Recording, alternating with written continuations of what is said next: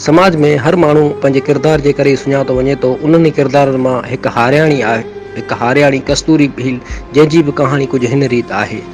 कस्तूरी भील निजी जेलनि में ज़मींदारनि सां माहॾो अटकाईंदे अॼुकल्ह अची हैदराबाद भरिसां आज़ाद नगर में आबाद थी आहे। तोड़े जो हू उमिरि जे हाणे उन हिसे में वञी पहुती आहे जंहिं उमिरि में औलाद पंहिंजे वॾड़नि खे खटनि ते विहारे ख़िदमत कंदा आहिनि, पर हू अॼु बि पंहिंजे घर भातियुनि सां गॾु ॿनी जे कमकार खां वेंदे घर जो कमु पाण करे थी ऐं हू पंहिंजे पोरियो कंदे कॾहिं बि आर महसूसु नथी करे। ही उन ॾींहं जी ॻाल्हि आहे जॾहिं हिकु असाइनमेंट ते कैमरामैन सां गॾु हैदराबाद खां कुझु बरबरो शेख विरकियो रोड ते आज़ाद नगर पहुतोसि, जिते हारी पंहिंजे पाण खे आज़ाद हुजण जो तसवर महसूसु कंदा। हैदराबाद जी चैनल मोरी खां वठी आज़ाद नगर ताईं रोड रस्ते जे ॿिन्ही पासनि खां तव्हांखे सवनि जे तइदाद में सिरनि जा भठा मिलंदा, जिते सिरनि सां गॾु बाहि जे भठनि में पोरित बि पचनि था। हिन जी सृष्टि में शायदि ग़ुलामी खां शदीद नफ़रत आहे। मज़ामत ऐं बग़ावत जे इम्तियाज़ मां जड़ियल कस्तूरी भील जी जिंद खे आज़ादी एतिरो त अज़ीज़ ऐं प्यारी आहे जो हिन जंहिं इलाइक़े में अची रहण खे पसंदि कयो आहे उन जो नालो ई आज़ाद नगर आहे, जिते तोड़े जो बिजली खां वेंदे पीअण जे साफ़ पाणी ताईं का बि ज़िंदगी जी सहूलियत नाहे, पर कस्तूरी खे ई आज़ाद नगर उन्हनि सभिनी महरूमनि बावजूदि उन ई करे बि वणे थी जो हिते खेसि पंहिंजे आज़ाद हुअण जो अहसासु थिए थो। जंहिं अहसास सां मोहबत ऐं अटैचमेंट सबबि कस्तूरी कुल ॼमार मुआशी मजबूरियुनि जे संगरनि में सोगो थियल ऐं हिकु दरावड़ ऐं रोला क़बीले जी न्याणी हूंदे बि वॾेरनि सरदारनि ऐं उन्हनि सभिनी माण्हुनि सां बहादुरी सां जंग जोटींदी आई आहे।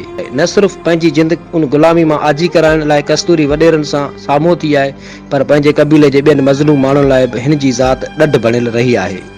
कस्तूरी भील जे घर में वेही कुझु घड़ियूं संदसि ज़िंदगी बाबति हाल अहिवाल ओरियासीं। कस्तूरी भील जो जनम 1968 धारे अॻूणे सांगड़ ज़िले हाणोके मीरपुर खां ज़िले जे सिंधड़ी तइलके जे तारीख़ी शहर तगुसर भरिसां ॻोठ सोढो शहर में थियो, पर संदसि ज़िंदगी जो वॾो हिसो मुख़्तलिफ़ ज़मींदारनि वटि हारपो कंदे ऐं लॾ पलाण कंदे गुज़रियो आहे। किथे हू वॾेरनि सां माहॾो अटकाए थी त किथे वॾेरा संदसि तज़लील कनि था। कस्तूरी कचेरी दौरान ॿुधायो त मज़ामत करणु मुंहिंजे रग रग में शामिल आहे। हू ॿुधाए थी त सांगड़ भरिसां ज़मींदार वटि क़ैद हुजण वक़्तु असां तमामु घणो ॾुखियो वक़्तु काटियो।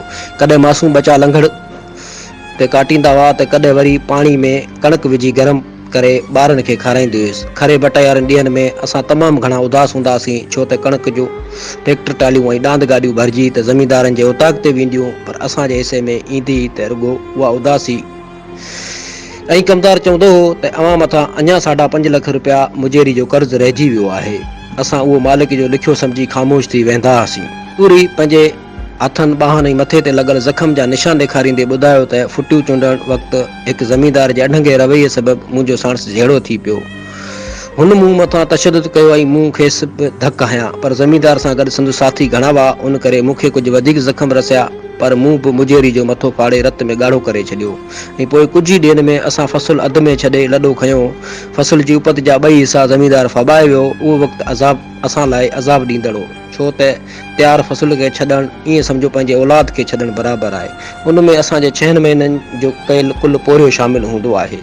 जे सुधल समाजनि में त कस्तूरी जहिड़नि किरदारनि खां यूनिवर्सिटियुनि में घुराए लेक्चर ॾियारिया वेंदा आहिनि, पर अफ़सोस असांजे समाज में अहिड़नि किरदारनि जो क़दुरु नाहे।